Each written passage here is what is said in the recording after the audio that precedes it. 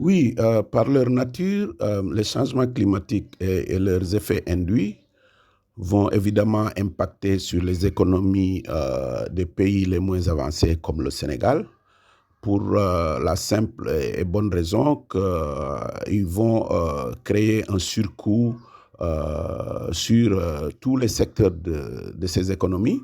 Un surcoût qui provient du fait que ces pays deviennent de plus en plus vulnérables disons, aux événements extrêmes, tels que les inondations, tels que la sécheresse, tels que l'érosion côtière ou l'avancée de la mer, qui affectent leur secteur économique particulier. Et en même temps, ces pays vont devoir s'aligner aux desiderata de la gouvernance mondiale sur les changements climatiques, qui quelquefois sont incompréhensibles parce qu'ils vont demander à tout le monde, cette gouvernance va demander à tout le monde d'essayer d'infléchir une trajectoire de développement émettrice et de s'adapter sur des trajectoires de développement sobre en carbone qui sont très, très, très chères à mettre en place. Nos économies, à partir de ce moment, devront peut-être revoir leur système de budgétisation. Là où on mettait 1000 milliards, on va être obligé de mettre 1200 à 1300 milliards.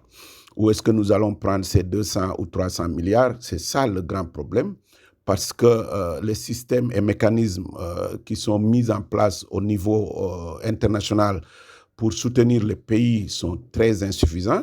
On ne peut pas compter sur ça. Donc, les pays vont devoir aller chercher d'autres solutions pour vraiment se prémunir d'être affectés aussi gravement par manque d'avoir en amont cherché à se couvrir sur ce qui va leur arriver. Et c'est là où se trouve tout le problème. Donc, il y a un tiraillement et un dilemme pour nos pays.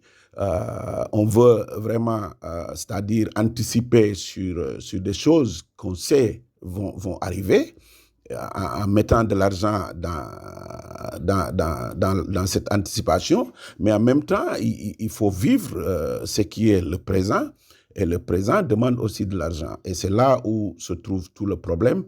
Donc, les économies sont retardées parce qu'il y a cette dichotomie où est-ce qu'on doit vraiment utiliser peut-être du charbon ou du pétrole pour produire de l'énergie, pour produire de l'électricité, tout en sachant qu'on va salir, ou bien est-ce qu'il faut investir dans les énergies renouvelables qui coûtent très, très, très cher parce qu'on veut tout juste s'aligner disons, à la bonne volonté planétaire. C'est là le grand problème, c'est là le dilemme, mais il va falloir trouver en tout cas des parades et je pense que notre pays est très bien équipé pour ça.